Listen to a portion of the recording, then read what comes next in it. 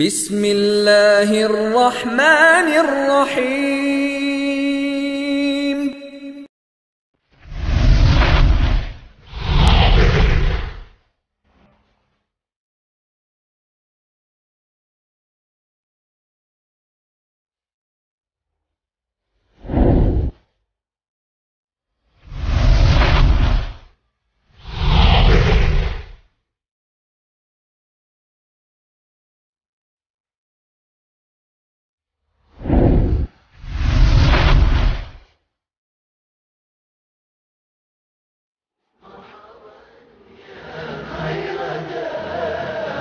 طلع النور المبين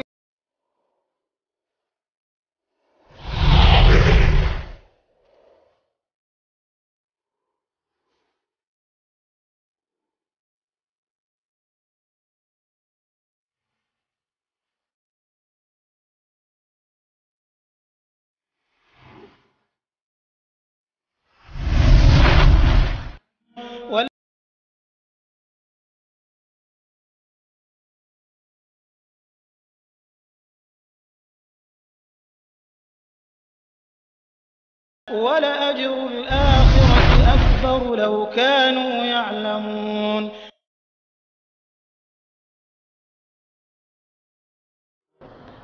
السلام عليكم ورحمة الله وبركاته. إن الحمد لله نحمده ونستعينه ونستغفره ونعوذ بالله من شرور أنفسنا ومن سيئات أعمالنا. من يهده الله فلا مضل له ومن يضلل فلا هادي له، وأشهد أن لا إله إلا الله وحده لا شريك له، وأشهد أن محمدا عبده ورسوله. يا أيها الذين آمنوا اتقوا الله حق تقاته ولا تموتن إلا وأنتم مسلمون. يا أيها الناس اتقوا ربكم الذي خلقكم من نفس واحدة وخلق منها زوجها وبث منهما رجالا كثيرا ونساء. واتقوا الله الذي تساءلون به والأرحام إن الله كان عليكم رقيبا. يا أيها الذين آمنوا اتقوا الله وقولوا قولا سديدا يصلح لكم أعمالكم ويغفر لكم ذنوبكم، ومن يطع الله ورسوله فقد فاز فوزا عظيما. أما بعد، فإن خير الحديث كتاب الله، وخير الهدي هدي محمد صلى الله عليه وسلم، وشر الأمور محدثاتها، وكل محدثة بدعة، وكل بدعة ضلالة، وكل ضلالة في النار۔ دروس سیرت کا یہ مبارک سلسلہ جو پچھلے تقریباً 12 دنوں سے چل رہا ہے، اور آج اس سلسلے کی 12ویں کڑی ہے، جس میں ہم انشاءاللہ تعالی نبی کریم صلی اللہ علیہ وسلم کی مکی زندگی کے آخری مراحل اور آخری ایام کیسے گزرے، اور سفر ہجرت کا آغاز کیسے ہوا، اور اس سفر میں کیا کیا حالات پیش آئے، اس حوالے سے آج گفتگو کریں گے انشاءاللہ تعالی۔ کل کے درس میں یہ بتایا گیا تھا کہ نبی کریم صلی اللہ علیہ وسلم کی زندگی میں مسلسل اور پے در پے آزمائشیں آنے کے بعد اللہ تبارک و تعالیٰ نے آپ صلی اللہ علیہ وسلم کو بہت بڑا امتیاز، بہت بڑا اعزاز اور بہت بڑا انعام عطا کیا اسراء اور معراج کے سفر کی شکل میں۔ اور اسراء و معراج کی رات کیا کیا حالات پیش آئے، اس پر کل تفصیل سے روشنی ڈال دی گئی۔ اسراء و معراج کے بعد کی جو زندگی ہے نبی کریم صلی اللہ علیہ وسلم کی، اسے ہم یوں کہہ سکتے ہیں کہ دراصل وہ ہجرت کی تیاری تھی۔ نبی کریم صلی اللہ علیہ وسلم کا معمول تھا، ہر سال جب حج کا موسم آتا تھا، اور ہم آپ کو بتا دیں حج تو مدینے میں فرض ہوا، لیکن مشرکین مکہ اسلام سے پہلے بھی حج کرتے تھے، اور نبی کریم صلی اللہ علیہ وسلم پر حج فرض ہونے سے پہلے بھی خانہ کعبہ کا حج ہو رہا تھا۔ مشرکین چاروں طرف سے سارا عرب بیت اللہ کا حج کرنے کے لیے آیا کرتا تھا، تو نبی کریم صلی اللہ علیہ وسلم نے دعوت و تبلیغ کے لیے موسم حج کو بہت غنیمت جانا۔ موسم حج میں عرب کے مختلف علاقوں سے جو لوگ آیا کرتے تھے، جو قبیلے آیا کرتے تھے، ان سے مل تھے، اسلام کا پیغام ان کے سامنے رکھتے، توحید کی دعوت انہیں دیتے، شرک کی حقیقت انہیں سمجھاتے. تو ہوا یہ کہ سن 10 نبوت میں، سن 10 نبوت یعنی آپ کے نبی بنائے جانے کے 10ویں سال موسم حج میں آپ کی ملاقات مدینے والوں سے ہو گئی. مدینے کے 6 انصاری صحابہ جو خزرج کے تھے ان سے آپ کی ملاقات ہوئی. نبی کریم صلی اللہ علیہ وسلم نے ان کے سامنے اسلام کا پیغام رکھا، انہیں یہ دعوت بہت اچھی لگی. وہ 6 افراد مسلمان ہو گئے اور مدینہ گئے. تو مدینہ جا کر وہ اپنے طور پر اسلام کی تبلیغ کرنے لگے. نتیجے میں سن 11 نبوت جب دوسرے سال موسم حج آیا تو سن 11 نبوت میں مدینے کے 12 افراد خزرج کے، اور اس میں سے کچھ اوس کے بھی، 2 قبیلے تھے مدینے میں، یہ خزرج اور ایک اوس.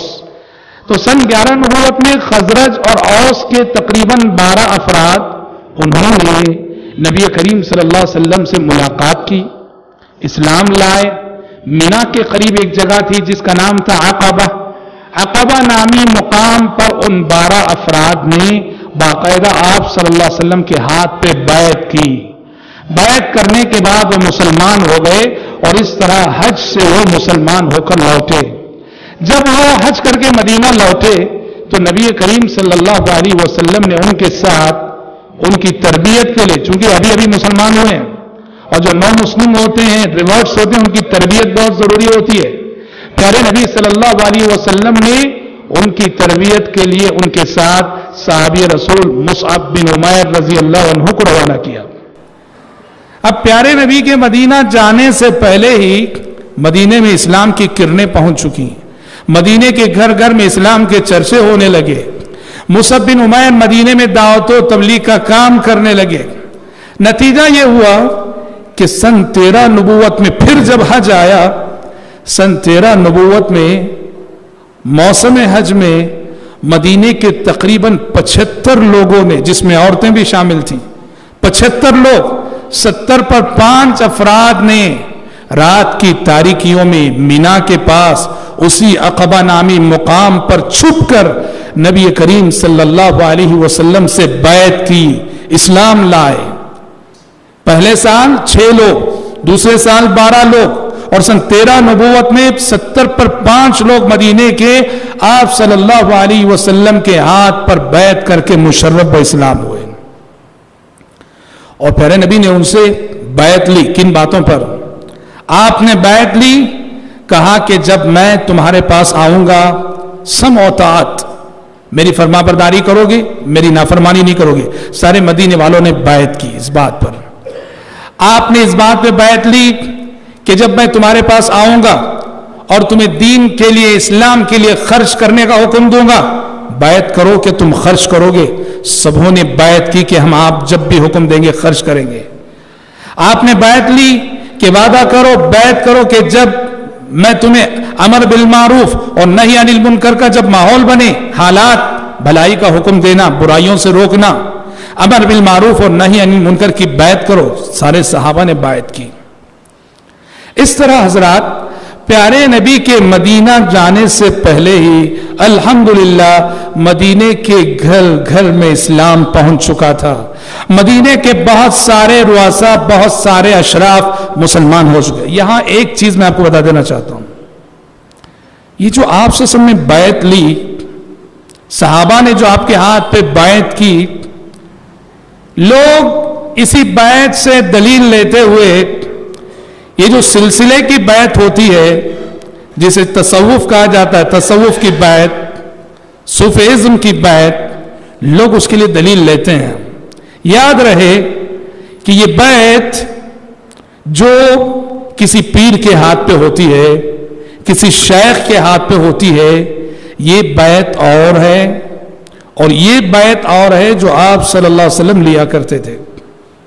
آپ صلی اللہ علیہ وسلم جو بیعت لیتے تھے صحابہ سے اسلام قبول کرتے ہوئے، یہ بیعت حاکم وقت ہونے کی حیثیت سے، امیر المومنین ہونے کی حیثیت سے، بیعت خلیفہ کا حق ہے، بیعت بادشاہ وقت کا حق ہے، بیعت حکمران وقت کا حق ہے.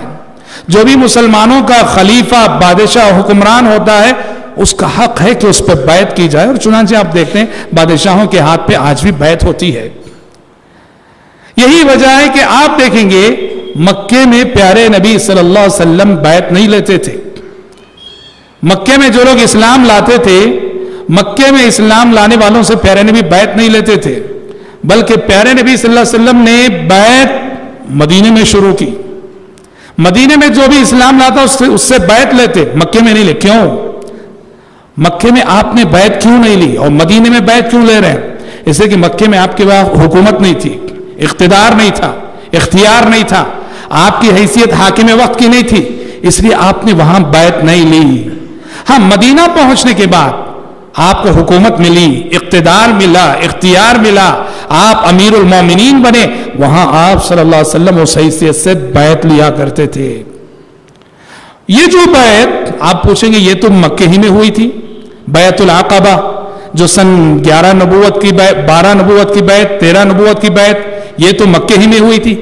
یہ سچ ہے کہ یہ بیعت مکے میں ہوئی تھی، مگر حکماً یہ بھی مدینے کی بیعت ہے، اس لیے کہ یہاں بیعت جو لی جا رہی تھی مدینے کے لیے لی جا رہی تھی، مدینے کی اسلامی ریاست کے لیے لی جا رہی تھی، مدینے کی اسلامی حکومت کے لیے لی جا رہی تھی۔ یہاں کی بیعت جو مکے میں لی جا رہی تھی لیکن مقصد مدینہ تھا۔ تو لہٰذا آج جو سلسلے والے، صوفیزم والے، پیری مریدی والے کہتے ہیں میرے فلاں شیخ کے ہاتھ پہ بیعت کر لو، فلاں پیر کے ہاتھ پہ بیعت کر لو، یہ بیعت بدعت ہے، یہ بیعت بدعت ہے، کیونکہ اس بیعت سے بہت سارے غلط تصورات جڑے ہیں۔ آپ جس شیخ کے ہاتھ پہ بیعت کریں گے اس شیخ کا ایک سلسلہ ہوگا، وہ شیخ اگر رفاعی ہوگا آپ بیعت کرنے کے ساتھ بھی آپ بھی رفاعی بن گئے، اگر اس شیخ کا سلسلہ جیلانی ہوگا تو بیعت کرنے کے ساتھ ہی آپ بھی جیلانی بن گئے، اگر اس شیخ کا سلسلہ نقشبندی ہوگا آپ بھی بیعت کرنے کے ساتھ نقشبندی ہو گئے، اور پھر ہر سلسلے کی دعائیں الگ، ہر سلسلے کے اذکار الگ، بدعت اور خرافات کا ایک لامتناہی سلسلہ۔ تو لہٰذا اس بیعت سے اس بیعت کے لیے دلیل نہیں لی جا سکتی، یہ بیعت اور ہے اور وہ بیعت اور ہے۔ تو بہرحال پیارے نبی کے مدینہ جانے سے قبل بحمداللہ اسلام مدینے کے گھر گھر پہنچ چکا تھا، اور جیسے ہی ہجرت کا زمانہ قریب آتا گیا پیارے نبی کو اللہ تعالیٰ نے خواب میں بھی دکھا دیا۔ آپ نے صحابہ سے فرمایا کہ اللہ تعالیٰ نے مجھے تمہاری ہجرت کا مقام خواب میں دکھایا۔ آپ نے کہا کہ وہ کھجوروں والی زمین ہے جہاں کھجوروں کے باغیچے ہیں، پھر آپ نے فرمایا یہ ایسا شہر ہے جو دو پتھریلی زمینوں کے درمیان ہے، اس کے دونوں کنارے پتھریلا علاقہ ہے، پتھر کا علاقہ ہے۔ اور مدینے میں آج بھی دو علاقے مشہور ہیں، ایک کو کہتے ہیں حرہ شرقیہ، ایک کو کہتے ہیں حرہ غربیہ۔ مشرق میں مدینے کے اور مغرب میں مدینے کے دونوں طرف پتھریلی زمین ہے، اور عہد نبوت کا مدینہ ان دو پتھریلے حصوں کے درمیان آباد تھا۔ پیارے نبی کو مدینہ خواب میں اسی حصے سے دکھایا گیا تھا کہ وہ کھجوروں والی زمینیں جو دو پتھر کے علاقوں کے درمیان آباد ہے، پتھریلی زمین کے درمیان آباد ہے، اور یہ طے تھا کہ وہ مدینہ ہے۔ چنانچہ جیسے ہی آپ صلی اللہ علیہ وسلم کی بیعت مدینے والوں سے ہوئی، ادھر صحابہ کرام رضوان اللہ علیہ مجمعین سلسلہ وار مدینہ ہجرت کرنے لگے، مدینہ ہجرت کرنے لگے۔ بہت سارے صحابہ ہجرت کیے، سب کچھ لٹا کر، سب کچھ گوا کر، بڑی قربانیاں دے کر، جیسے ہم نے اپنے پچھلے دروس میں آپ کو بتایا ہے ابو سلمہ نے ام سلمہ کے ساتھ ہجرت کی تو کیا کچھ ہوا ان کے ساتھ۔ صہیب رومی رضی اللہ عنہ ہجرت کرنے کے لیے نکلے مدینے سے، مکہ جب آئے تھے صہیب بہت غریب تھے، بہت نادار تھے، بہت کنگال تھے، مکے میں انہوں نے بہت کچھ محنت کر کے کمایا تھا۔ جب ہجرت کر کے جانے لگے مکے کے کافروں نے راستہ روک دیا، کہا کہ صہیب مکہ چھوڑ کر ہجرت کر رہے ہو، مدینہ جا رہے ہو، مدینہ جا سکتے ہو، شرط یہ ہے یہ دولت، یہ مال، یہ پیسہ جو تم نے مکے میں کمایا ہے مکے میں چھوڑ کے جانا پڑے گا، ورنہ ہم تمہیں ہجرت کا پرمیشن نہیں دیں گے۔ صہیب رومی رضی اللہ عنہ نے سب کچھ لٹا کر، سب کچھ لٹا کر، سب کچھ قربان کر کے، سب کچھ گوا کر خالی ہاتھ मदीना पहुंचे, खाली हाथ मदीना पहुंचे। प्यारे नबी सल्लल्लाहु अलैहि वसल्लम ने कहा, सुहैब कैसे आए हो, किन हालात से गुजर के आए हो? सुहैब रूमी रजी अल्लाह, उन्होंने कहा कि अल्लाह के नबी क्या कहूं, सब कुछ लुटा के आया हूं, सब कुछ गवा के आया हूं। मुशरिकीन ने इसी शर्त पे हिजरत की इजाजत दी, हिजरत का परमिशन दिया कि मक्के में कमाई हुई दौलत में मक्के में छोड़ आऊं। ऐ अल्लाह के नबी, पाई पाई मक्के में छोड़ के खाली हाथ आपके दरबार में आऊं। पहले नबी ने कहा, 3 मरतबे जुमला दोहराया, कहा रबिहा सुहैब, रबिहा सुहैब, रबिहा सुहैब। सुहैब की तिजारत कामयाब हो गई, सुहैब की तिजारत कामयाब हो गई, सुहैब की तिजारत कामयाब हो गई। देखो ये कैसी तिजारत है, ये तो गवा के गए हैं, ये तो लुटा के गए हैं, ये तो खो के गए हैं, ये तो खाली हाथ गए हैं। और प्यारे नबी इस खाली हाथ जाने को, इस गवाने को, इस लुटाने को और इस खोने को नफा बख्श तिजारत करार दे रहे। क्यों? अल्लाह के रास्ते में उन्होंने गंवाया, अल्लाह के रास्ते में उन्होंने लुटाया, अल्लाह के रास्ते में उन्होंने खोया। अल्लाह के रास्ते में गंवाने और खोने का मतलब क्या है जानते हैं? अल्लाह के रास्ते में गंवाने और खोने का मतलब है कि तुमने जन्नत की कीमत अदा कर दी है, तुमने जन्नत की कीमत अदा कर दी है। इसीलिए प्यारे नबी ने कहा रबिहा सुहैब, रबिहा सुहैब, सुहैब तुम्हारी तिजारत कामयाब हो गई, कामयाब हो गई, कामयाब हो गई। और इन्हीं सुहैब रूमी के बारे में आसमान से वही आ गई, वमिनन नासि मन यशरी नफ्सहु इब्तिगाअ मर्दातिल्लाह वल्लाहु रऊफुन बिल इबाद। अल्लाह के कुछ बंदे इस जमीन पर ऐसे हैं जो अल्लाह की रजा और अल्लाह की खुशनुदी को हासिल करने के लिए अपनी जान का भी सौदा कर बैठते हैं। हजरात, इस तरह सहाबा किराम रिज़वानुल्लाहि अलैहिम अजमईन की एक बड़ी तादाद प्यारे नबी के हिजरत करने से पहले मदीना जा पहुंची थी और मदीने में जा ठहरे थे। अब इधर मुशरिकीन को परेशानी शुरू हुई, उन्होंने देखा कि अब मदीना मुसलमानों के लिए एक मजबूत मदीना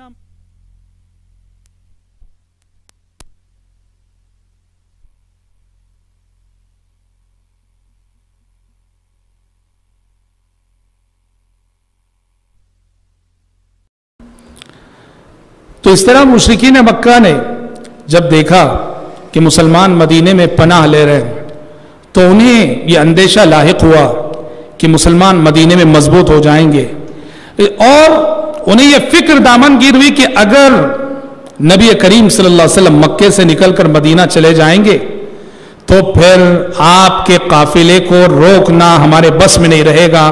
बिलाखिर पूरे मक्के के सरदारों ने संजीदा होकर बैठक की दारुन नदवा नामे मुकाम पर, जो कि मक्के वालों का यूं कि ये पार्लियामेंट था उनका। वहां बैठकर उन्होंने एक मीटिंग की, बैठक की और संजीदगी से गौर किया कि किसी तरह से नबी करीम सल्लल्लाहु अलैहि वसल्लम के इस बढ़ते काफिले को रोकना चाहिए। सबों ने मिलकर आखिर ये तय किया कि आप सल्लल्लाहु अलैहि वसल्लम के लाए हुए दीन यानी इस्लाम की नश्र व इशाअत को रोकने का वाहिद हल, वाहिद रास्ता यह है कि नाउजुबिल्लाह आप सल्लल्लाहु अलैहि वसल्लम को कत्ल कर दिया जाए। काफी गुफ्तगू मशवरों के बाद उन्होंने ये तय किया कि नाउजुबिल्लाह आप सल्लल्लाहु अलैहि वसल्लम को कत्ल कर दिया जाए। अच्छा, कौन कत्ल करे? उन्होंने कहा कि अगर कोई एक शख्स कत्ल करे और एक कबीले का आदमी कत्ल करे तो फिर बनु हाशिम को जवाब देना मुश्किल हो जाएगा। बनु हाशिम के लोग खून का मुतालबा करेंगे। इसलिए यह प्लानिंग की गई कि ऐसा करते हैं, सारे कबीले मक्के में जितने काफिर कबीले हैं, हर कबीले का एक एक सरदार, सारे कबीलों के सरदार एक साथ वार करें। इस तरह के मोहम्मद का खून सारे कबीलों में बट जाए और बनु हाशिम किसी एक कबीले को इल्जाम ना दे सके।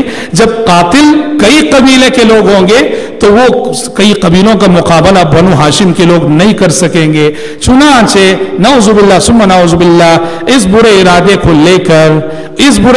को लेकर मुशरिकीन मक्का आप सल्लल्लाहु अलैहि वसल्लम के घर को उन्होंने चारों तरफ से घेर लिया। रात का वक्त था और उससे कबल आसमान से आने वाली वही ने आप सल्लल्लाहु अलैहि वसल्लम को हालात से आगाह कर दिया था, मुशरिकीन की प्लानिंग से वाकिफ कर दिया था, आपको हिजरत का परमिशन दे दिया गया था।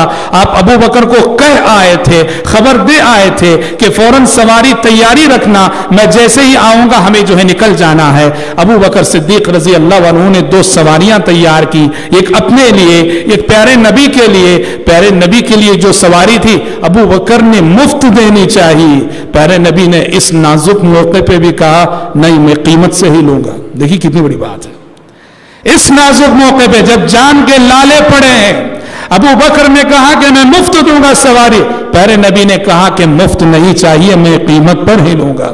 اللہ اکبر. بہرحال پیارے نبی اپنے گھر میں آرام کر رہے, چاروں طرف سے آپ کے مکان کو گھیر لیا گیا. بہت مشہور واقعہ ہے, چاروں طرف سے آپ کو گھیر لیا گیا. پیارے نبی نے اپنے بستر پہ علی بن ابی طالب رضی اللہ عنہ کو سلایا, اور علی بن ابی طالب کو سلا کر ایک ایسے وقت میں جبکہ تلواریں بے نیام تھیں, مشرکین آپ کے خون کے پیاسے تھے, چاروں طرف سے گھیر لیا گیا تھا. اللہ اکبر. دنیا میں توکل سے بڑی کوئی اور طاقت نہیں, ایمان سے بڑی کوئی اور طاقت نہیں, اللہ تبارک و تعالیٰ کی مدد سے بڑی کوئی اور طاقت نہیں. وَمَن يَتَّقِ اللَّهَ يَجْعَل لَّهُ مَخْرَجًا. لاکھ مشکلات میں گھرے ہیں آپ, لاکھ پریشانیوں میں گھرے ہیں آپ, لاکھ دشمنوں میں گھرے ہوں آپ, لاکھ حاسدین میں گھرے ہوں آپ, اگر آپ کے اندر تقویٰ ہے, اگر آپ کے اندر توکل ہے, ہر مشکل سے نکلنے کا راستہ اللہ دکھائے گا. اس لیے کہ اس کا قانون ہے وَمَن يَتَّقِ اللَّهَ يَجْعَل لَّهُ مَخْرَجًا. جو اللہ سے ڈرے گا, تقوی کی زندگی گزارے گا, ہر مشکل سے نکلنے کا راستہ اسے دکھائے گا. جہاں بظاہر کوئی راستہ نہیں, رب العالمین وہاں بھی راستہ پیدا کرے گا. سوچو تو صحیح, چاروں طرف سے دشمن گھر کو گھیرے ہوئے, تلواریں بے نیام ہیں, اور پیارے نبی گھر سے نکل رہے ہیں. کون سا راستہ آپ کو نظر آ رہا ہے؟ یہی ایمان و یقین کا راستہ, توکل کا راستہ, تعلق باللہ کا راستہ. اللہ نے آپ کو یقین دلایا تھا کہ یہ دشمن آپ کا بگاڑ نہیں سکیں گے, آپ میری حفاظت میں ہیں. پیارے نبی نے آرام سے دروازہ کھولا, ایک مٹھی مٹی لی آپ نے, سورہ یاسین کی آیت پڑھتے ہوئے وَجَعَلْنَا مِن بَيْنِ أَيْدِيهِمْ سَدًّا وَمِن خَلْفِهِمْ سَدًّا فَأَغْشَيْنَاهُمْ فَهُمْ لَا يُبْصِرُونَ. ہم نے ان کے آگے بھی ایک رکاوٹ کھڑی کر دی, ان کے پیچھے بھی ایک رکاوٹ کر دی, انہیں اندھا کر دیا, وہ کچھ نہیں دیکھ رہے تھے. سورہ یاسین کی آیت پڑھی اور وہ ایک مٹھ مٹی آپ نے پھینکی اور سارے مشرکین کی آنکھوں میں وہ مٹی جا پڑی, وہ آنکھیں رگڑتے رہ گئے, اور پیارے نبی صلی اللہ علیہ وسلم ان کے نرغے سے اس طرح نکل گئے کہ انہیں خبر نہ ہوئی, پتہ نہ چلا.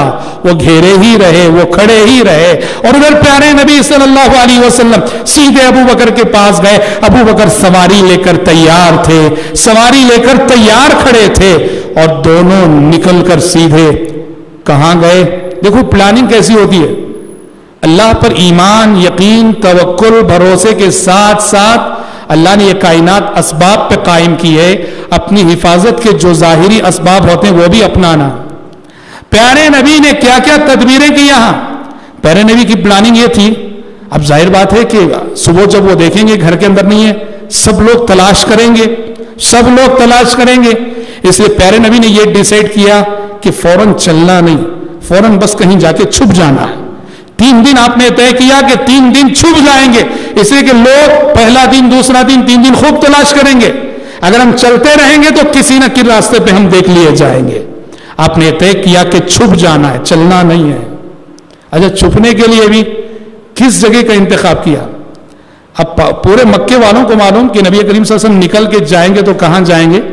مدینہ جائیں, سب جانتے ہیں. تو تلاش کریں گے تو کہاں تلاش کریں گے؟ ہاں, مدینے کی سمت جانے والے راستوں میں تلاش کریں گے. اور مدینہ جو ہے مکے سے شمال میں پڑتا ہے, اور پیارے نبی جس غار ثور میں جا کر چھپے تھے وہ بالکل مدینے کے راستے کے اپوزٹ سائڈ ہے, جنوب میں پڑتا ہے. دیکھیے کیا پلاننگ ہے. پہلی تو ہے کہ چلنا نہیں ہے, چھپ جانا ہے 3 دن کے لیے, اور دوسرا یہ تلاش ہوگی مدینہ جانے والے راستوں میں. اس لیے ہمیں اس سمت ہی نہیں جانا ہے, اپوزٹ سمت. جو غار ثور ہے وہ مکے سے یمن کی سمت ہے جو جنوب میں آتا ہے. تو آپ اپنے تحفظ, اپنی حفاظت کے جتنے اسباب اپنا سکتے ہیں وہ تو کرنا چاہیے. تو ابو بکر کے ساتھ غار ثور میں جا کر چھپ گئے, اور ادھر صبح ہوئی, انہوں نے نہیں پایا نبی کریم صلی اللہ علیہ وسلم کو, حضرت علی کو پایا. کہا کہ کہاں گئے؟ حضرت علی نے کہا کہ مجھے کچھ خبر نہیں. فوراً دوڑے دوڑے ابو بکر کے گھر آئے, پوچھا کہ کہاں گئے؟ ابو بکر کے گھر والوں نے بھی کہا کہ ہمیں خبر نہیں, وہ کہیں نکل گئے. اب مکے میں یہ ہوا کہ بہت بڑے پرائز کا, بہت بڑے انعام کا اعلان ہو گیا. سارے مکے میں اعلان ہو گیا, جو کوئی ابو بکر اور محمد کو زندہ یا مردہ حاضر کرے بہت بڑا پرائز دیا جائے گا, بہت بڑا انعام دیا جائے گا. بڑے انعام کا اعلان ہو گیا, اور لوگ اس انعام کی لالچ میں, اس انعام کو پانے کی جستجو میں ہر کسی کی یہ کوشش تھی کہ کسی طرح سے میں ان کو تلاش کرنے میں کامیاب ہو جاؤں. اور ادھر نبی کریم صلی اللہ علیہ وسلم غار ثور میں جا چھپے تھے ابو بکر کے ساتھ. چھوٹا سا غار تھا, چھوٹا سا غار, اللہ اکبر. اس غار میں جہاں دونوں بیٹھے ہوئے تھے ایک سوراخ تھا. ابو بکر صدیق رضی اللہ عنہ نے اس سوراخ کو اپنے انگوٹھے سے بند کر رکھا تھا. اس سوراخ کے اندر پتہ نہیں کوئی بچھو تھا, کیا تھا, اس نے ڈنک مار دی ابو بکر صدیق رضی اللہ عنہ. انگوٹھا زخمی ہو گیا. پیارے نبی سے عرض کیا, پیارے نبی نے اپنا لعاب مبارک نکال کے لگایا, ایسے درست ہو گیا جیسے کچھ ہوا ہی نہ ہو. صلوات اللہ وسلم علیہ. غار ثور میں بیٹھے, اور یہاں داد دینی پڑتی ہے ابو بکر صدیق رضی اللہ عنہ کے گھرانے کی. انہوں نے جو پلاننگ کی, اللہ اکبر. غار ثور میں چھپے ہیں, کھانا کہاں سے کھائیں گے, پانی کون پلائے گا, پورا کردار ابو بکر صدیق کے گھر والوں نے ادا کیا. ابو بکر صدیق کے بیٹے عبداللہ وہ کیا کرتے تھے, رات کی تاریکی میں گھر سے توشہ باندھ کر پانی لے جا کر رات کی تاریکی میں غار ثور میں دے کر آ جاتے تھے راتوں رات. اچھا, عرب کے لوگ, عرب قوم بہت ہوشیار قوم, بہت ہوشیار قوم, آج بھی اور ماضی میں بھی. راستے میں قدم کے نشانات دیکھ کے پہچان لیتے تھے. اونٹ کے نشانات دیکھ کر پہچان لیتے کس قبیلے کے اونٹ یہاں سے گئے ہیں. اونٹ کا گوبر دیکھ کے بول دیتے کہ یہاں سے جو اونٹ گئے وہ کس قبیلے کے ہیں. قدم کے نشانات کا بھی انہیں پتہ چل سکتا تھا. اس لیے ابو بکر صدیق کے غلام تھے عامر بن فہیرہ, وہ کیا رول ادا کرتے تھے, جب بھی عبداللہ بن ابی بکر غار ثور کو جا کر آتے ان کے پیچھے پیچھے عامر بن فہیرہ بکریاں لے جاتے تاکہ عبداللہ بن ابو بکر کے قدم کے نشانات مٹ جائیں بکریوں کے نشانات سے, اور یوں لگے کہ کوئی بکریوں کا چرواہا گزرا ہے. اور حضرت اسما جو ابو بکر کی بیٹی تھی, اسما رضی اللہ عنہا توشہ باندھ کے دیتی تھی. اسی دوران جب توشہ باندھنے کے لیے ایک مرتبہ کچھ نہیں ملا تو اسما نے اپنی اوڑھنی پھاڑ دی تھی, اپنی اوڑھنی پھاڑ کر توشہ باندھا تھا. یہیں سے ان کو ٹائٹل ملا ذات النطاقین کا, حضرت اسما رضی اللہ عنہا کو. بہرحال 3 دن تلاش جاری اور 3 دن تک غار ثور میں چھپے ہیں, یہاں تک کہ تلاش کرتے کرتے ایک کافر کے قدم وہاں تک پہنچ گئے. دیکھو اللہ اکبر, دنیا میں ایمان کی آزمائش سب سے بڑی ہوتی ہے, ایمان کا امتحان سب سے بڑا ہوتا ہے. ایک کافر تلاش کرتے کرتے غار ثور کے قریب پہنچ گیا, اتنا قریب پہنچ گیا کہ اس کے قدموں کی آہٹ کو ابو بکر اور نبی کریم صلی اللہ علیہ وسلم سننے لگے. اور سیرت کی بعض روایتوں کے مطابق غار ثور کے دہانے پہ جا کھڑا ہوا اور جا کے وہ ادھر ادھر دیکھ رہا ہے, اور اسے اپنی قدموں کے نیچے دیکھنے کی توفیق نہ ہوئی.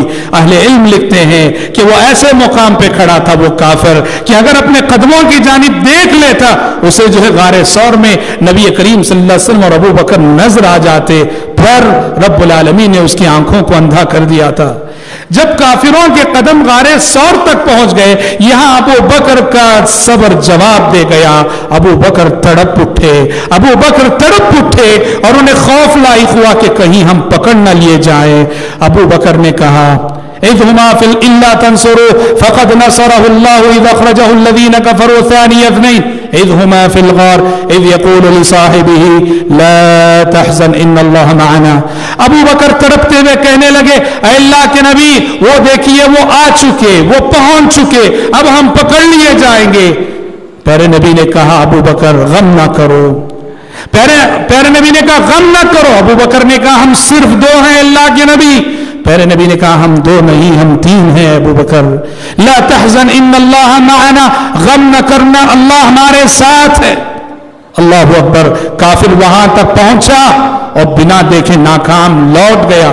اور یہاں سبحان اللہ پیارے نبی کی جو پلاننگ تھی ہجرت کے سلسلے میں, کتنی کامیاب پلاننگ تھی. دیکھیے آپ نے یہ طے کیا 3 دن بعد غار ثور سے نکلنا, ٹھیک, نکل کے مدینہ جانا ہے, لیکن مدینہ نئے راستوں سے جانا ہے, چالو راستوں سے نہیں. عام طور پر لوگ مکہ سے مدینہ جن راستوں سے, ان راستوں سے نہیں جانا ہے.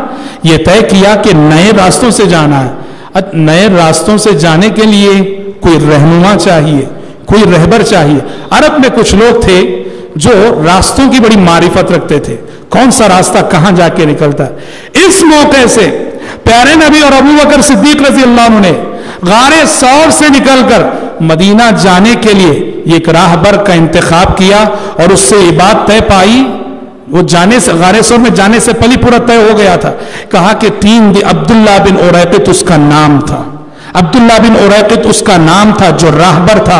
اس سے یہ سودا طے ہوا تھا کہ 3 دن بعد غار ثور میں آنا, ہم وہاں رہیں گے اور ہمیں لے کر نئے راستوں سے مدینہ پہنچانا.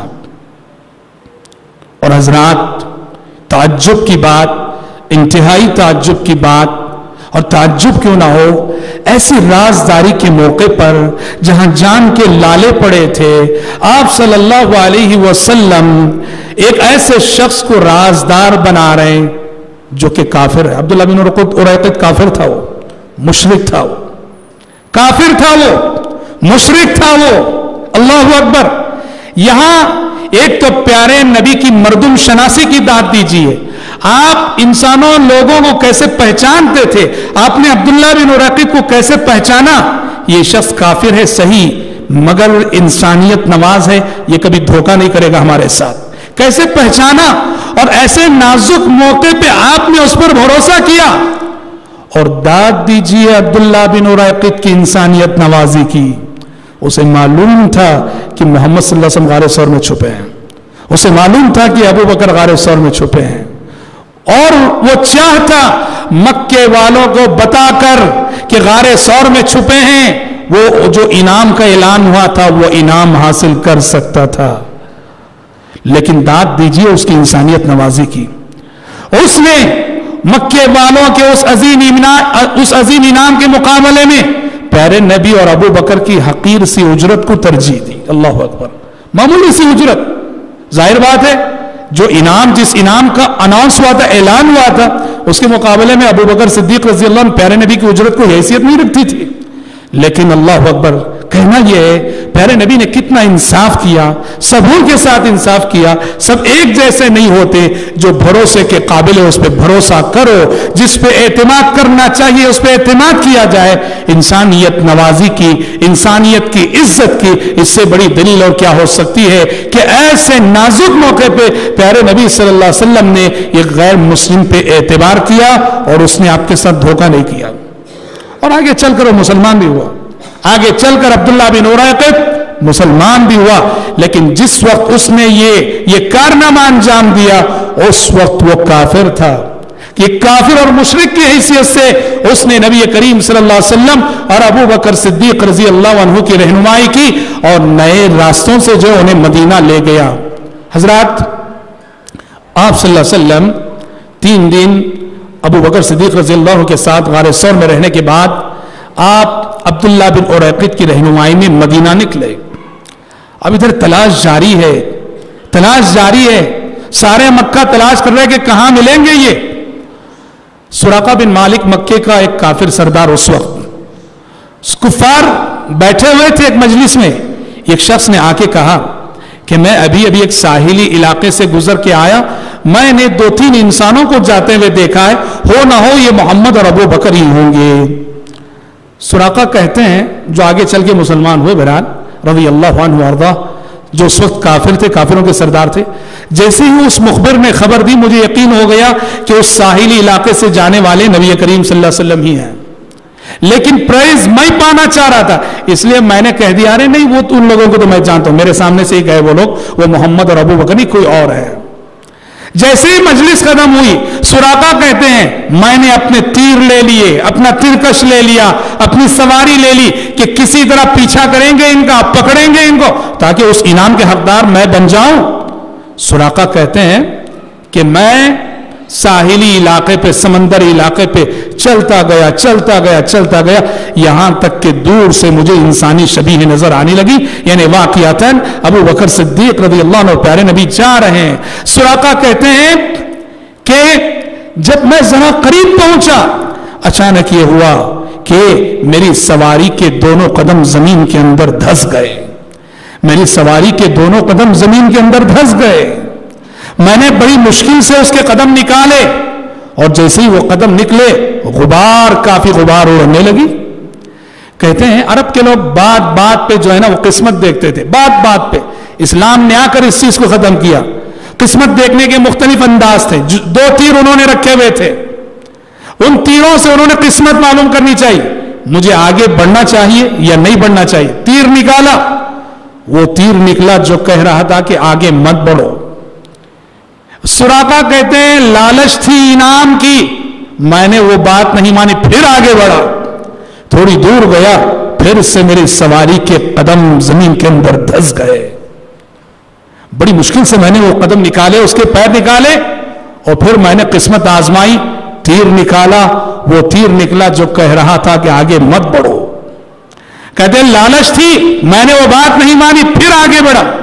تیسری مرتبہ بھی پھر اس کے قدم، سواری کے قدم، کہتے جب 3 مرتبے سواری کے قدم زمین کے اندر دھس گئے، وہ کہتے ہیں مجھے اس وقت یقین ہو گیا کہ اب محمد صلی اللہ علیہ وسلم غالب آ کر رہیں گے.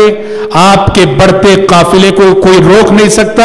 کہتے میں اتنا قریب پہنچا کہ پیارے نبی چلتے چلتے جو قرآن پڑھ رہے تھے، تلاوت قرآن کی آواز آ رہی تھی، میں نے آواز دے کے رکایا. ابو بکر صدیق رضی اللہ عنہ نبی کریم صلی اللہ علیہ وسلم کو، اور جا کے میں نے معذرت کی جو پیچھا کیا، اور میں نے کہا کہ اے اللہ کے نبی مجھے امن نامہ لکھ کے دے دے. انہیں یقین ہو گیا کہ اب آپ غالب آ کر رہیں گے، آپ کا دین غالب آ کر رہے گا. کہا کہ آپ مجھے امان نامہ لکھ کے دے دیجئے. امان نامہ پیارے نبی صلی اللہ علیہ وسلم کے حکم سے وہ لکھ کر انہیں چمڑے میں لکھ کر دے دیا گیا. امان نامہ. کیا امان نامہ؟ کہ انہیں کوئی نقصان نہ پہنچائے. کل جب اسلام غالب آ جائے، اسلام پھیل جائے تو سراقہ کو کوئی نقصان نہ پہنچائے. ایک امان نامہ آپ نے لکھوا کے دے دیا. اور پیارے نبی نے اس وقت سراقہ سے فرمایا تھا، سراقہ اس وقت کیا عالم ہوگا، سراقہ اس وقت کیا عالم ہوگا جب تمہارے ہاتھ میں کسرا کے کنگن ہوں گے. کسرا جو ایران کے بادشاہ کا لقب. یعنی پیارے نبی ہجرت کر رہے ہیں. اللہ اکبر. ہجرت کر رہے ہیں. کیسی بے کسی کا عالم ہے. اور روشن مستقبل کی پیشن گوئی بھی فرما رہے ہیں کہ مسلمان روم کو فتح کرنے والے، ایران کو فتح کرنے والے، اور روم کے بادشاہ قیصر، ایران کے بادشاہ کسرا کے خزانے مسلمانوں کے قدموں پہ آ کے گرنے والے ہیں. اور پیارے نبی نے سراقہ سے کہا، سراقہ تمہاری زندگی میں وہ دن بہت جلد آنے والا ہے جب کسرا بادشاہ کے کنگن تمہارے ہاتھ میں ہوں گے. اور یہ پیشن گوئی عمر بن خطاب رضی اللہ عنہ کے دور میں پوری ہوئی. عمر بن خطاب رضی اللہ عنہ نے ایران کو فتح کیا. کسرا بادشاہ کے خزانے دارالخلافہ آئے. عمر بن خطاب نے سراقہ کو بلایا جو اس وقت مسلمان ہو چکے تھے، اور سراقہ کو کسرا بادشاہ کے کنگن پہنائے اور آنکھوں سے آنسو نکل گئے. کہا کہ سراقہ یہ وہ پیشن گوئی ہے جو پیارے نبی نے سفر ہجرت میں فرمائی تھی کہ اس وقت کیا عالم ہوگا جب تمہارے ہاتھ میں بادشاہ کسرا کے کنگن ہوں گے. حضرات پیارے نبی سفر ہجرت میں آگے بڑھے راستے سے گزر رہے تھے. ابو بکر صدیق رضی اللہ عنہ راستے میں چلتے ہوئے کبھی پیارے نبی کے آگے جا رہے ہیں، پھر تھوڑی دیر بعد پیچھے آتے ہیں، پیارے نبی کے پیچھے چل رہے ہیں. پیارے نبی کو بہت عجب لگا. آپ نے پوچھا ابو بکر کیا بات ہے، اتنے پریشان کیوں نظر آ رہے ہو؟ کبھی سامنے چل رہے ہو، کبھی پیچھے آ رہے ہو. ابو بکر نے کہا اے اللہ کے نبی میرے دل میں خیال آتا ہے کہ کہیں آپ کا کوئی دشمن آگے گھات میں نہ لگا ہو، انتظار میں نہ بیٹھا ہو. یہ خیال جب آتا ہے تو میں آپ کے آگے چلنے لگتا ہوں. لیکن جب آگے چلتے رہتا ہوں اچانک میرے دل میں خیال آتا ہے کہیں کوئی دشمن پیچھے سے حملہ نہ کر دے. یہ خیال جب آتا ہے تو میں پیچھے ہو جاتا ہوں تاکہ اگر کسی قسم کا خطرہ آئے تو سب سے پہلے مجھ پہ آئے, آپ کی جان محفوظ رہے. حضرات, ابو بکر صدیق کی اتنی بڑی منقبت ہے, اتنی بڑی فضیلت ہے. سفر ہجرت میں پیارے نبی کا ساتھ نبھانا, سفر ہجرت میں پیارے نبی کی رفاقت جو انہوں نے نبھائی, جو خطرات سے بھرا ہوا سفر تھا, اور جس جان نثاری کا ثبوت دیا اسی نے ابو بکر صدیق رضی اللہ عنہ کو اس مقام پہ فائز کیا تھا کہ پیارے نبی نے وفات سے پہلے کہا تھا, وفات سے پہلے فرمایا تھا کہ دنیا میں جس انسان نے میرے ساتھ احسان کیا سب کے احسانات کا بدلہ میں دنیا میں چکا ہوں. ایک ابو بکر ہے کہ جس کے احسانات کا بدلہ میں پوری طرح دنیا میں نہیں چکا سکا ہوں, رضی اللہ عنہ وارضاہ. راستے میں یہ ہوا, مدینے کی سمت بڑے چلے جا رہے ہیں, راستے میں کچھ مشرکین جو بزنس کے لیے گئے ہوئے تھے اور انہیں مکے کے حالات کی خبر نہیں کہ مکے میں ان کی تلاش جاری ہے, راستے میں کچھ مشرکین کا گزر ہوا ابو بکر صدیق رضی اللہ عنہ سے. انہوں نے ابو بکر کو پہچان لیا, پیارے نبی کو پہچانا نہیں. سفر میں مسلسل غبار آلود ہونے کی وجہ سے وہ ابو بکر کو پہچان گئے مشرکین, پیارے نبی کو نہیں پہچانا. ابو بکر سے پوچھا کہ تمہارے ساتھ کون ہے یہ؟ ابو بکر نے توریے سے کام لیتے ہوئے کہا رجل یہدینی, ایک شخص جو مجھے راستہ دکھانے والے ہیں. کیا کہا ابو بکر نے؟ رجل یہدینی, میرے ساتھ ایک ایسی شخصیت ہے جو مجھے راستہ دکھاتی ہے.